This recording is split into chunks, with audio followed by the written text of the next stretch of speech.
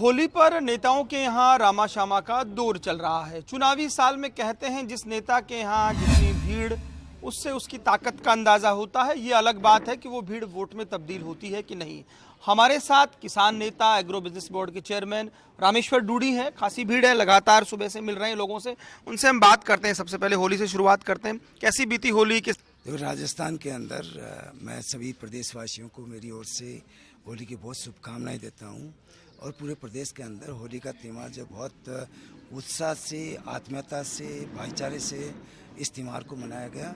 और हम बीकानेर की बात करें तो बीकानेर के अंदर मैं समझता हूं कि पूरे हिंदुस्तान के अंदर हमारी जो पुरानी जो परंपराएं हैं, इस त्यौहार को मनाने की जो रीति रिवाज है, वो आज भी बीकानेर ने जिंदा रख रखा है। निश्चित तौर पर, लेकिन एक बात और हो रही है, वीरांगना को लेकर जो आंदोलन हो रहा है, जिस तरह धरने पर बैठे हैं, और मुख्यमंत्री अशोक गहलोत ने एक बड़ा बयान भी दिया है। उन्होंने कहा है कि राजनीति की रोटी ना सेकें, और बहुत सारी बातें कही होंगी, आपको भी ध्यान में है।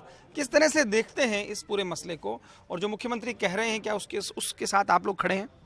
देखो, ऐसा है, मैं बताऊं आपको कि आज राजस्थान हमारी देश की सरहद पर जो है, राजस्थान का जवान रात और दिन पूरी मजबूती के साथ में खड़ा है।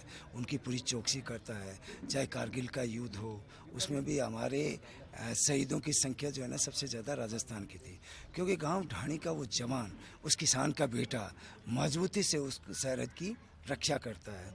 रहा सवाल हमारे जो शहीद हुए हैं उनकी वीरांगनाओं का, तो वीरांगनाओं का सह सम्मान करना, उनका मान करना, आदर करना हम सब के लिए एक वीरांगना जो है ना, एक देवी के रूप में मूर्ति है।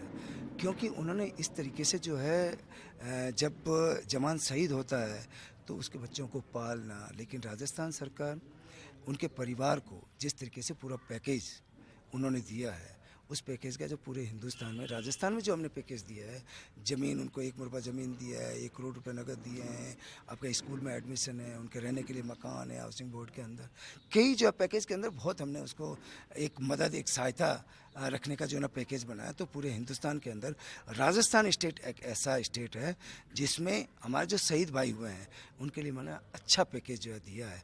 तो वीरांगनाओं का मान सम्मान, उनका आदर सत्कार करना हमारे पूरे प्रदेशवासियों के लिए एक बहुत अहम कर्तव्य है। जाट महाकुंभ की बात कर लेते हैं। बड़ा चर्चा में रहा आपका बयान। एक पॉलिटिकल लीडर होकर आपने जो बात कही, किसान का बेटा 1 नंबर कुर्सी मिलनी चाहिए, क्या लगता है, ये आपका साहस है या दुस्साहस है?